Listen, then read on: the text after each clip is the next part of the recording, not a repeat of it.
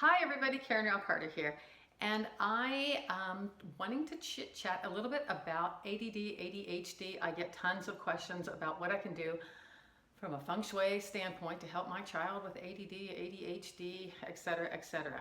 So from a Feng Shui perspective, ADHD, is a hyperactive type of a symptom. So what we would look at would be the yin and yang components. So yin qualities are slow, dark, cushy, soft, muffled sounding, still, and yang qualities are active, loud, hard, bright, big, echoey. So translating those descriptions into our three-dimensional spaces is something that we would want to consider. So let's first talk about, remember I always say, what's closest to you has the most impact on you. So let's look at the children's bedrooms. We know they're in there at least 8 hours of the night, hopefully getting some sleep. So we want to make sure that their sleep, still yin spaces, are working for them. Number one, closest to them, consider bedding material changes. Maybe it's too staticky and sparky, like if you're in a dry environment, and maybe you have an ionic issue. So one of those little salt lamps that brings in the ions, the real salt lamps, negative ions, that might be helpful. And more natural bedding changes and choices. The bed location, of course, we want the bed location to be up against a nice solid wall, no window above the head of the bed, no shelves over the head. We're really trying to protect the head, no sloping ceilings coming down towards the head of the bed, no skylights overhead or in the room. Even mirrors, mirrored closet doors, doubling the size of the room. Big is yang, small is yin. So we want a cozier feel if you have that doubling of space because of the mirrors.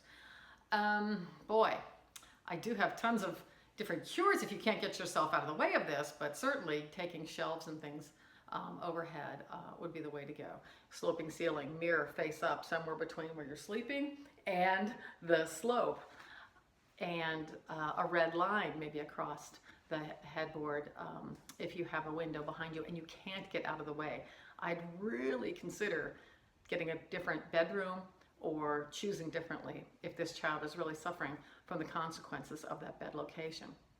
Of course, the bed shouldn't have anything that plugs in, no up and down, heating blanket, heating pads, anything that's wired and plugged in touching this bed, not good. Electrical currents of all kinds, not a fan of anything stimulating, they call it actually stimming, so we want to make sure that we're relieving them of that habit of stimulating from all these high frequency fields. No Wi-Fi router anywhere near. I would recommend turning it off at night. Just try it, see if it helps. Turn your Wi-Fi router, get your neighbors to turn their Wi-Fi routers off. It's everywhere these days. And all those little Alexa things and everything wireless, just be gone with all of the high-tech stuff. I always say, what would great grandma do in some of these cases? Because back then, these diagnoses weren't around. And now that we've got all this high-tech stuff, we've got all these high-tech diagnoses. So let's see, what else do I want to talk about? I got my list here in front of me. Bedroom colors. Certainly we don't want overactive colors like bright Chinese, red, or Cincinnati Reds red, or California Angels red, or whatever team these kids are in, right? So try to avoid these high, full saturated colors. We need a more soft, calming colors in the room. Symbols, oh my gosh, so many boys have bats, balls, tractors, trucks, firemen, fire trucks, rolling all over them in their comforter symbols at night. So avoid these active symbols where things are on the move. Movement is action, stillness is yin. So get away all of those, I had one client that had like the green arrow, and he was pointing an arrow straight at the kid in bed, and he had Thor's mallet or whatever that thing is, halfway in the wall, all these like big, true to life stickers of all these things all over the house and are all over his room. We changed his room out, got rid of the big mirror, got rid of all of those overactive arrows and weapons basically. action heroes, in an overactive boys' room, not great. We turned it into sort of like an Indiana Jones, earthy, grounded, explorers type theme in this young boy's room. And she said immediately he started sleeping better and just recuperating from all of the school stuff, blah, blah, blah. Anyway, long story short, got him more grounded. What is that? Stillness. Get rid of the motion, add the stillness. Shapes, stripes and triangular, like those pennants of a baseball pennants that are pointy, very acute angle points. All of those are action-oriented, pointy. We don't want any of those shapes in the room. We prefer a little bit more rounded form, softer form. That would be a little bit more yin as well. Let's see, the activity that actually goes on in the bedroom. If that room is set up to be an overactive room, there's music corner over there, and there's the play corner over there, and there's the 97 different functions in the room. It really disrupts the actual energy of the sleeping space. So imagine, take your bedroom and put your workspace in there, put your ironing board in there, put your musical instrument practice zone in there. All this stuff just becomes like, I can't sleep. There's too many things to do. Strip down the bedroom, make it a bedroom for sleeping. So consider that being the only function of the space. Hopefully you can carve out some other place for all those active functions that the child likes to enjoy. Let's see, yeah, the actual toys themselves, can sometimes be overactive. Clutter, of course, basic clutter can make a big difference. If you're cluttered, it just rattles the brain and makes it overactive. Want to calm things down by decluttering. Actually, where the bed is located could be an interesting take on what's happening. If the child is sleeping above the garage, maybe put a mirror face down under the bed to push that overactive, like cars coming in and out, a lot of motion there, away. Toxic fumes as well, who knows? If it's dumped full of clutter, it might be just overwhelming as well. Certainly water element, when there's water overhead, it's overwhelming. Surfer themed boys' rooms are way overactive of the motion of the water and so forth. Let's see here. Let's think about what's on the other side of the headboard wall. Is it the circuit panel? We certainly don't want that. So see if there's something outside. See if there's something on the other side of the headboard wall, like a stove or a toilet.